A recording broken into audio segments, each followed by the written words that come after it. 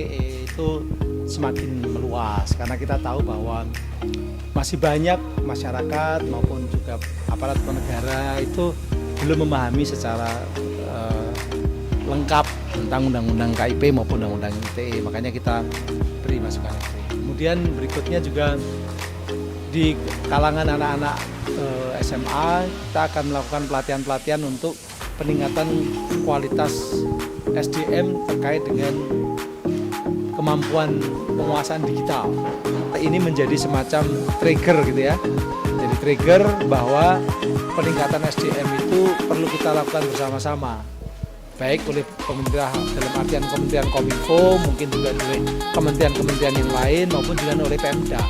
Baik Pemda provinsi maupun Pemda kabupaten.